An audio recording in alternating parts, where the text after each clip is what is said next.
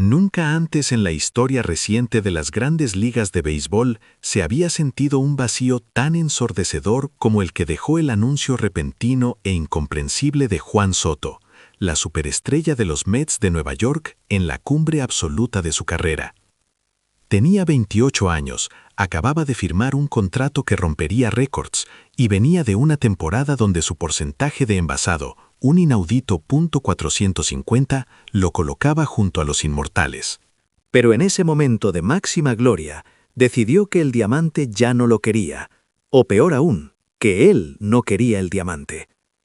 La pregunta inicial que nos carcome es el gancho abierto, la promesa no cumplida.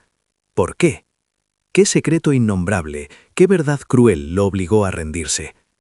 La respuesta no está en un declive físico o una lesión, está en una guerra de percepciones, una batalla por la autenticidad que lo enfrentó al fenómeno más grande de nuestro tiempo, Shohei Ohtani. El preámbulo de esta tragedia ocurrió en el clímax de la euforia deportiva.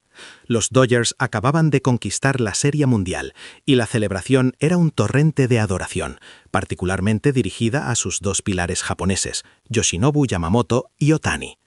Fox Sports transmitió un especial, y allí la leyenda de los Red Sox, David Ortiz, resonó con una hipérbole que, en retrospectiva, encendió la mecha.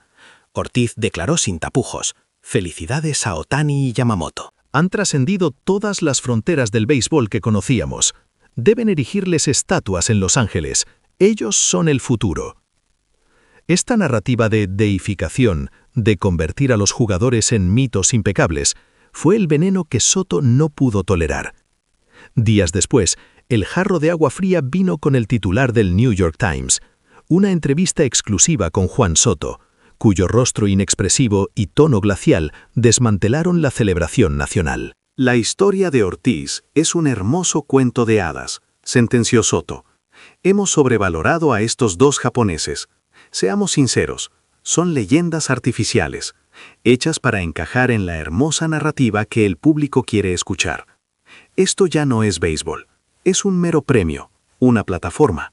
Son personajes creados por los medios para vendernos un sueño. El impacto fue sísmico, un escándalo sin precedentes en la MLB. La liga no tardó en reaccionar.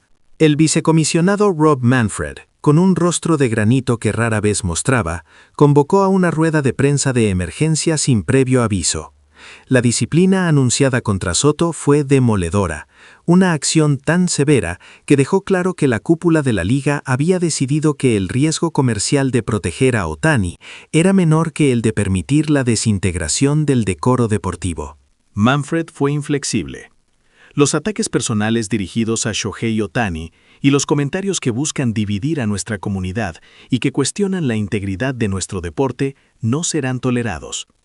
El comisionado anunció la suspensión inmediata de Soto de los juegos oficiales y lo retiró del roster hasta que el asunto se resolviera. Pero la verdadera puñalada vino cuando la MLB hizo públicos documentos internos y registros de reuniones confidenciales. Estos papeles, hasta entonces clasificados, contenían pruebas irrefutables de que Soto había repetido comentarios de naturaleza personal y, sí, racialmente ofensivos, contra Ohtani en varias reuniones privadas del equipo. Si el señor Soto persiste en su silencio y negación, concluyó Manfred, la MLB aplicará sin dudar la sanción más severa, incluyendo una suspensión indefinida. El mensaje era cristalino. Ningún talento, por grande que fuera, podía colocarse por encima del valor y el honor del juego. Muchos analistas argumentaron inmediatamente que la dureza de la MLB no era moral, sino financiera. Eduardo Ramos, un experto en marketing deportivo, lo resumió en su podcast. Esto no es sobre la decencia, es sobre los miles de millones. Ohtani no es solo un jugador, es una marca transnacional. El mercado japonés representa un estimado de 5 billones en ingresos anuales para la MLB. Soto atacó el producto más valioso de la liga. Es un castigo corporativo, no ético. Pero ahí es donde se equivocan, y donde Soto falló al anticipar la respuesta. El argumento de Soto, por muy defectuoso que fuera, era la defensa de una supuesta pureza del béisbol. Pero al usar ataques personales y raciales, despojó a su crítica de toda validez moral. La Liga, al revelar los documentos, no solo protegía a Otani, sino que le arrebataba a Soto el pedestal de la autenticidad desde el cual predicaba. A Soto se le ofreció una salida pública, disculparse ante Otani y los aficionados. Si lo hacía, la pena sería mitigada. Pero Soto, envuelto en un orgullo que rozaba la locura, se negó rotundamente. Volvió a aparecer ante la prensa, con esa misma frialdad distante, y desafió a la estructura. Olvidaron la esencia del béisbol y solo se preocupan por la imagen, declaró. No necesito ser mancillado por este sistema corrupto. Cuando un periodista le preguntó si seguiría jugando si se disculpaba, la respuesta de Soto fue el punto de inflexión, el clímax de esta confrontación épica. Solo les importa la narrativa fabricada, no el valor de la verdad. No puedo existir en un entorno así. Prefiero desaparecer antes que perder mi dignidad y mi honor al permanecer en silencio. Esta declaración fue una renuncia no oficial, un puñetazo directo al rostro de la Liga.